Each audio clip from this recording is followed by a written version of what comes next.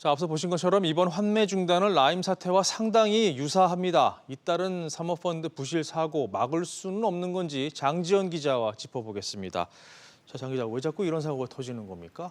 네, 우선 사모펀드는 공모펀드와 달리 운용의 자율성이 훨씬 크고 투자자들에게 정기적으로 운영과 관련된 정보를 제공할 의무가 없습니다.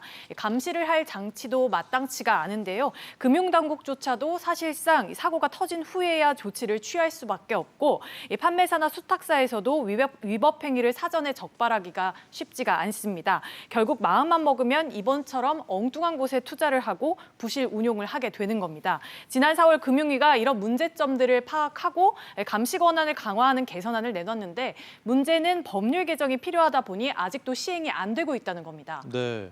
자, 이번 경우 방금 말씀하신 판매사 또 수탁사 책임 없는 건가요?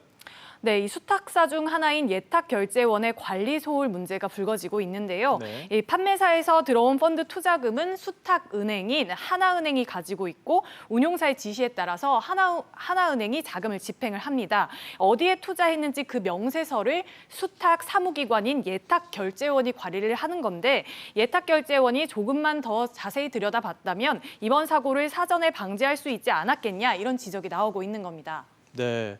자, 자꾸 이처럼 반복되는 사고를 막을 수 있는 근본적인 방법은 없습니까? 네, 우선 금융위가 지난 4월 내놓은 사모펀드 개선안을 빨리 시행하는 게 우선입니다. 또 지금 대체 투자 쪽에서 주로 사고가 터지고 있는데요. 이 부동산이나 벤처기업 등 투자자산 실사를 운용사에게만 맡기지 말아야 한다. 이런 지적도 있습니다. 다만 사모펀드에 대한 진입 장벽을 높이고 지나치게 사전 관리 감독에만 집중하면 시장을 오히려 축소시킬 수도 있기 때문에 동시에 해외처럼 금융사기에 대해서 형사처벌을 강하게 바꿔야 한다는 주장도 나옵니다. 또 투자자들도 사모펀드의 높은 수익률만 보지 말고 그만큼 위험성이 높다는 점도 주의하셔야겠습니다. 네, 그렇군요. 장 기자 잘 들었습니다.